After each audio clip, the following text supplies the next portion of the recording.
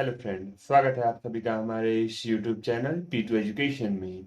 और आज हम लोग यहाँ देखने जा रहे हैं हमारे जो 9वीं कक्षा का हिंदी के पाठ्यक्रम का एक कविता है, शक्ति और क्षमा, जिसके कवि हैं रामधारी सिंह दिनकर। आइए सबसे पहले हम रामधारी सिंह दिनकर के बारे में ही कुछ बातें जान लेते हैं। तो जैसे कि हम लोग जानते हैं कि रामधारी सिंह दिनकर कौन है और किस तरह यह हिंदी साहित्य जगत में अपने छाप को छोड़ते हैं। तो सबसे पहले हम लोग को यहाँ देखने के लिए मिलता है कि राष्ट्रीय भावनाओं के मुखर गायक कवि रामधारी सिंह दिनकर। अब यहाँ बात ये बैठती है कि ये राष्ट्रीय भावनाएं क्या है। हम सभी जानते हैं कि हमारा जो देश और राष्ट्र है उससे जड़ित जो भी बातें हैं वो हमारी राष्ट्रीय भावनाओं के अंतर्गत ही आती है। तो ये जो रामधारी सिंह दिनकर जी हैं, यह राष्ट्रीय चेतना के एक प्रखर गायक रहे हैं, जिनकी कविताओं में राष्ट्र प्रेम और राष्ट्रवाद ही अत्यधिक देखने के लिए मिलता है। और इसी तरह यहाँ भी हम जो इनकी ये कविता शक्ति और क्षमा है, वहां भी हमें कुछ ऐसा ही देखने को मिलेगा, जहां पे हमें लोगों के बीच जागरूकता फैलाने का कार्य यह किए हैं। किस प्रकार से किए हैं, निम्न उदाहरण दिए हैं। जैसे कुछ उदाहरण महाभारत से लिए गए, कुछ हम उदाहरण जो है कि रामायण से भी लिया गया है। तो यह शक्ति और क्षमा में इनका जो यह कविता की पंक्तियां हैं, उन पंक्तियों को इन्होंने बहुत ही मधुर ढंग से पितामह भीष्म, जो कि शय्या पे लेटे हुए होते हैं, उनके मुख से युधिष्ठिर के लिए बोला गया है। तो आइए सबसे पहले हम लोग कुछ कवि के बारे में और कुछ जान लेते हैं। जैसे कि यह हम लोगों ने देखा कि यह राष्ट्रीय भावना के मुखर गायक है और इनका जन्म जो है 1908 ईस्वी में कहा हुआ है, बिहार के मुंगेर जिले में सिमरिया गांव में हुआ है। ठीक है। तो ये ग्रामीण विद्यालय से प्रारंभिक शिक्षा ग्रहण करने के बाद पटना विश्वविद्यालय से सन 1933 में बीए बीए ऑनर्स की डिग्री प्राप्त करते हैं। ठीक है। तो एक उच्च विद्यालय के प्रधानाचार्य से प्रारंभ कर इन्होंने अपने जो शिक्षक जीवन का प्रारंभ कैसे किया, एक उच्च विद्यालय के प्रधानाचार्य से प्रारंभ किया था। ठीक है। उसके बाद रजिस्ट्रार बने, उप निर्देशक बने, मुजफ्फरपुर के लंगट सिंह कॉलेज के हिंदी विभागाध्यक्ष भी बने थे। ठीक है। इन्होंने अपने कॉलेज में विभागाध्यक्ष की जो सीट है उस पर एक कब हुए, कहाँ हुए, मुजफ्फरपुर के लंगट सिंह कॉलेज में। ठीक है। और उसके बाद से भागलपुर विश्वविद्यालय के उप कुलपति तथा भारत सरकार के शिक्षा सलाहकार आदि पदों पर इन्होंने क्या किया है, कार्य किया है। ठीक है। बाद में वे राज्यसभा के सदस्य मनोनीत किए गए। राज्यसभा के भी सदस्य ये रह चुके हैं पर रामधारी सिंह दिनकर जी। ठीक है। आपकी सेवाओं में प्रभावित होकर भारत सरकार ने आपको क्या दिया था, पद्म भूषण। इनकी सेवाओं से प्रभावित होकर इन्होंने जो सेवा अपने राष्ट्र को दिया, उससे प्रभावित होकर सरकार ने क्या दिया है, पद्म भूषण की उपाधि से इन्हें अलंकृत किया। ठीक है। संस्कृति के 4 अध्याय पर साहित्य अकादमी पुरस्कार। इन्हें किस साहित्य पर, मतलब कि साहित्य अकादमी पुरस्कार मिला है, संस्कृति के 4 अध्याय और क्या तथा उर्वशी पर आपको ज्ञानपीठ पुरस्कार प्रदान किए गए थे। किस पर इन्हें ज्ञानपीठ पुरस्कार मिला है, उर्वशी पे। ठीक है। और सन 1974 में इनका क्या हो गया, स्वर्गवास हो जाता है। ठीक है। तो यहाँ पर हम लोग देखेंगे युग चारण दिनकर जी एक विचारक तथा प्रगतिशील कवि थे। अब यहाँ ये युग चारण दिया हुआ, युग चारण का मतलब क्या है, इन्होंने जैसे कि यथार्थवाद और हम लोग ये देखते हैं राष्ट्रवाद से होकर प्रगतिवाद की ओर ये जो क्या करते हैं, युगों में घूमते हैं। ठीक है। इनका कविता राष्ट्रवाद पे भी है, प्रगतिवाद पे भी है। तो क्या है ये, युग चारण दिनकर ये क्या है, विचारक तरह था, प्रगतिशील कवि थे। ठीक है। आप ओज के कवि माने जाते हैं। ठीक है। ये ओज के कवि हैं। ठीक है। ओज गुण होता है जो कि हमारे अंदर जैसे कि एक उल्लास और जैसे होता है ना कि जैसे वीरता की कहानी जो कहता है, वह होता है हमारा ओज गुण। ठीक है। तो वैसे ये कवि थे। आपको राष्ट्र कवि का सम्मान प्राप्त है। इन्हें क्या है, राष्ट्र कवि का भी सम्मान मिला हुआ है। ठीक है, इनकी कुछ रचनाएं हम लोग देख रहे जैसे कि रेणुका, हुंकार, सरस्वती, रामधेनी, श्यामधेनी, सॉरी, नीलकुसुम, कुरुक्षेत्र, रश्मिरथी, उर्वशी, परशुराम की प्रतीक्षा, चक्रवाल, इनकी क्या है, काव्य कृतियां हैं। ठीक है, इनकी भाषा क्या रही है, सरल है, स्पष्ट रही है। ठीक है, तो यहाँ हम लोग जो सती और क्षमा जो हम लोग कविता पढ़ने जा रहे हैं उसके बारे में भी कुछ जान लेते हैं। जैसे कि यहाँ पर दिया गया है, सती और क्षमा कविता वस्तुतः कुरुक्षेत्र काव्य के तृतीय सर्ग से लिया गया काव्यांश है। मतलब क्या, एक काव्यांश है जो इनकी काव्य है कुरुक्षेत्र। ठीक है, हम लोग के यहाँ ऊपर मिला था ना कुरुक्षेत्र, कुरुक्षेत्र उसी का ये क्या है, तृतीय सर्ग से लिया गया है। ठीक है, कुरुक्षेत्र का ये काव्यांश है।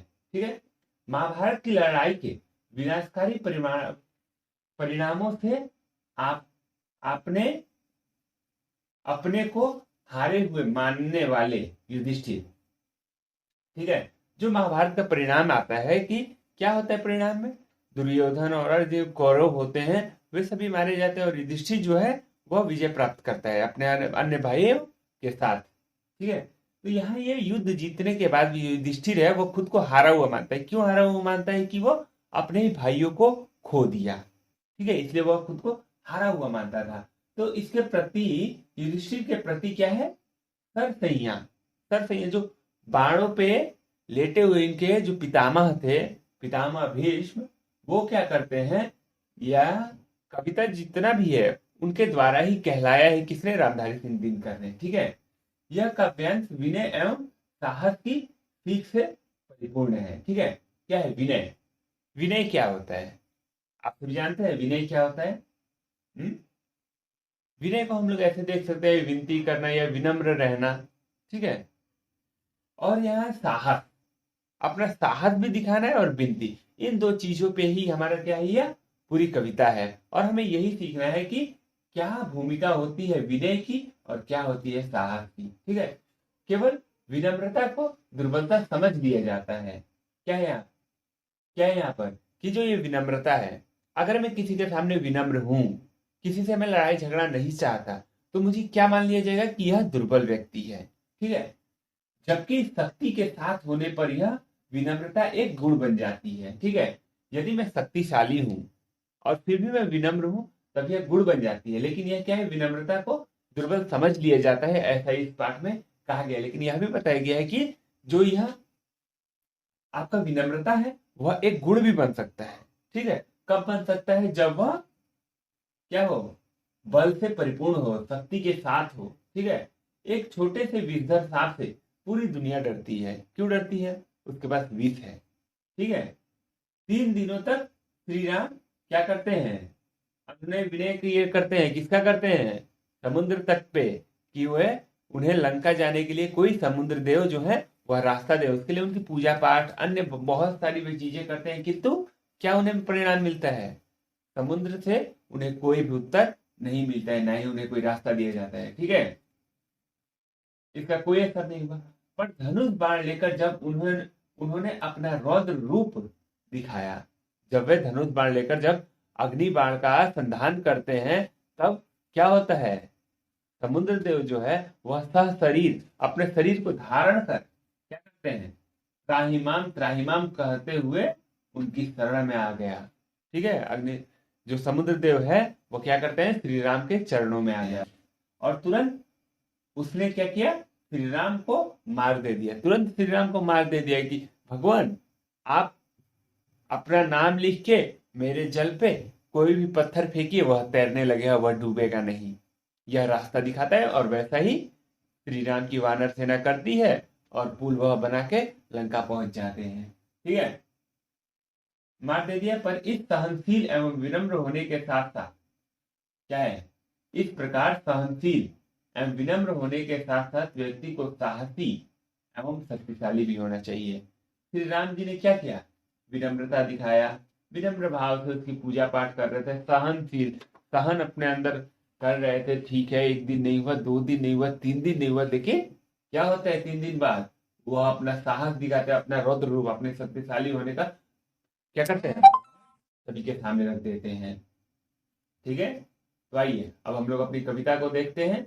जैसे कि आप लोगों ने बहुत कुछ समझा कि यह कविता कब किस समय को लेकर लिखी गई है। यह जो पितामह भीष्म शरशैया पर लेटे हुए होते हैं, तो उस समय वह युधिष्ठिर के प्रति यह सारी बातों को कहते हैं। ठीक है, क्या कहा इन्होंने? क्षमा दया तप त्याग मनोबल, क्षमा दया तप त्याग मनोबल, सबका लिया सहारा, पर नर व्याघ्र सुयोधन तुमने कहो कहां कब हारा।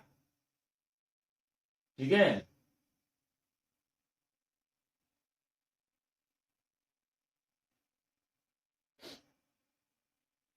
क्षमाशील हो रिपु समक्ष, तुम हुए विनत जितने ही, दुष्ट कौरवों ने तुमको कायर समझा उतना ही। ठीक है, क्षमा शोभती उस भुजंग को, जिसके पास गरल हो, उसको क्या जो दंतहीन विष रहित विनीत सरल हो।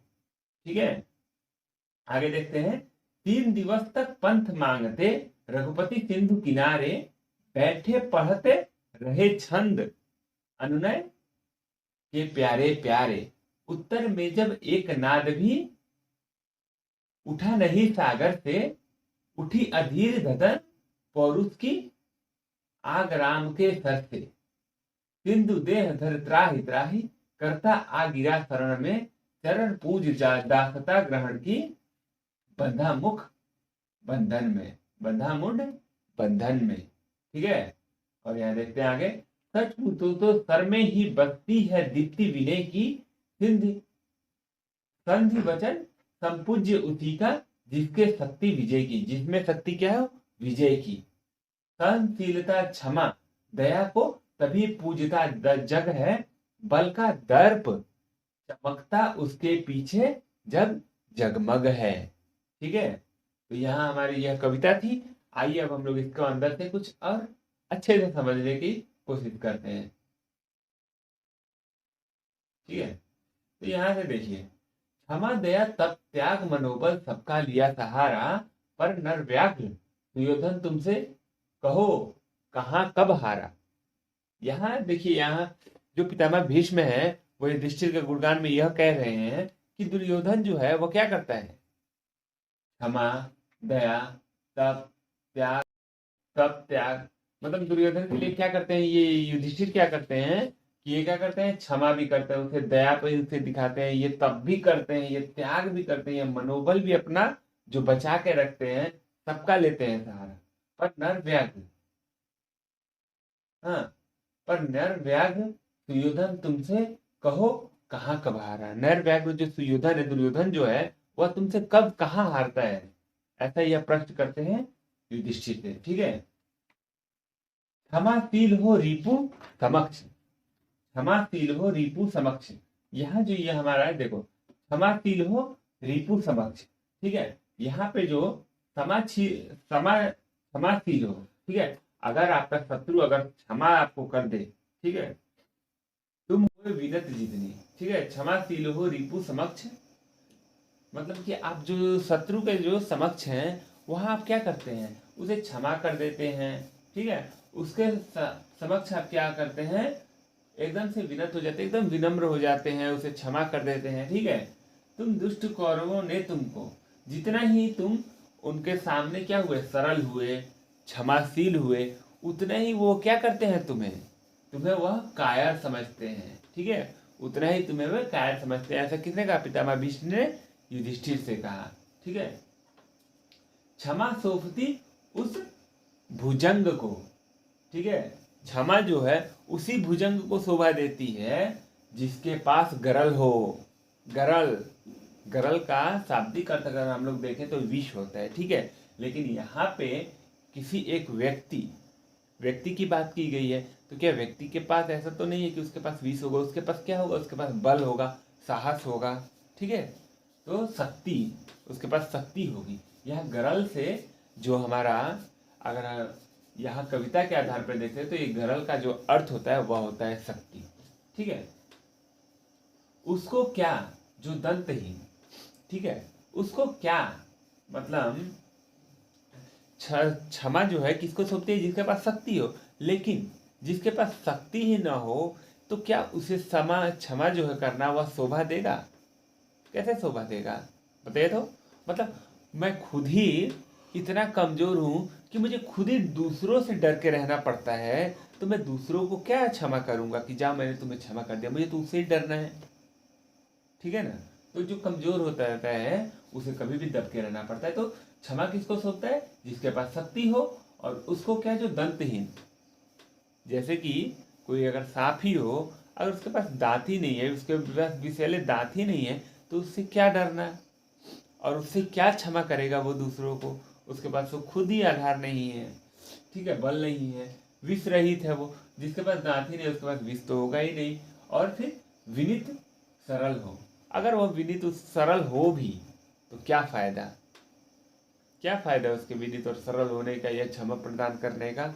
उसके पास तो बल है ही नहीं, उसे तो खुद ही दूसरों से बच के रहने का जरूरत है। ठीक है। यहाँ 3 दिवस तक पंथ मांगते, यह एक बहुत अच्छा उदाहरण इन्होंने दे दिया है। जैसे यहाँ पर 3 दिवस तक पथ मांगते, ठीक है। रघुपति सिंधु किनारे, सिंधु मतलब समुद्र, ठीक है। यहाँ सिंधु का अर्थ हमारे समुद्र है।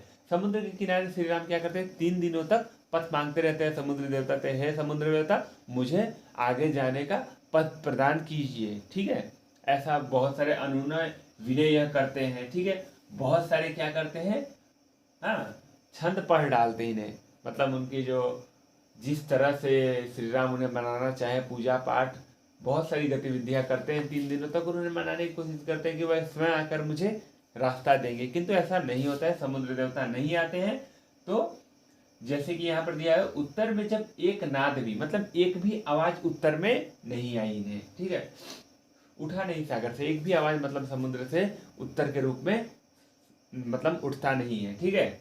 नहीं मिला समुद्र देवता से कोई भी उत्तर, ठीक है। उठी अधीर धधक पौरस की, ठीक है।